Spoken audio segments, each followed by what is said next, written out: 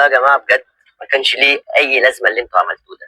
لا يا عم، في النهايه انتوا ضيوف على راسي من فوق، وبالرغم ان انا شايل منك، بس يلا في النهايه الخلاف لا يفسد للود قضيه.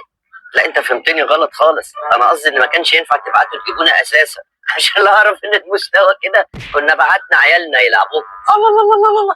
ليه كده يا كابتن؟ يا بنتو مالطه اصلا. اهرب على فين؟ اهرب على فين؟ اهرب من تحت عقب الباب، مش هيجي على مقاسي. ايه رايك؟ يا روايح الزمن الجميل هفهفي وخدينا للماضي وساحره الخفي. اسمها ايه اللي صفى دي؟ شبكه الكهرباء. وانا اقول فولتها لي عالي. يا استاذ لو سمحت والله، لو سمحت والله العظيم، لو سمحت والله العظيم كده.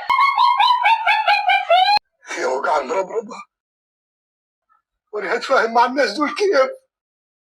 وفي الشده شديد، وفي القوه قوي قوي قوي. والله الماتش لسه ما خلصش يا كابتن.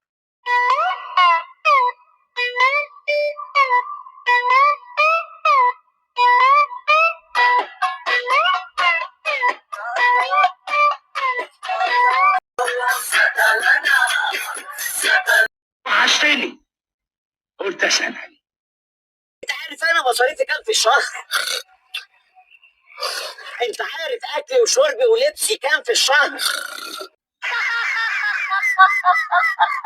مين اللي حرك الدنيا؟ مين اللي اشعل الشعلة؟ مين اللي اثار الاثاره؟ الحقيقه هو انا. الفضل يرجع لي. بسم الله الرحمن الرحيم، واجعلنا بين ايدين سدا وخليل.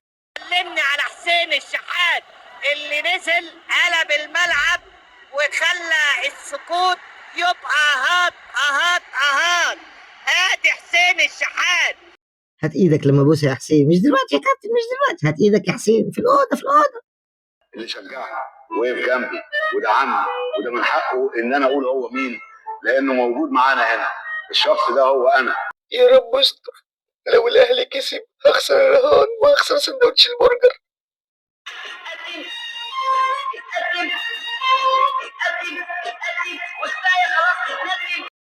مش هزعل نفسي، انا هتبسط واسمع مزيكا. هي بالكربون يا حبيبي، بالكربون.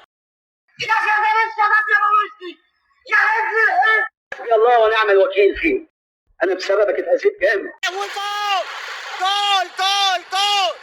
ايها الناس المكنه طلعت قماش. ايها الناس المكنه طلعت قماش، وفي الدقيقه 78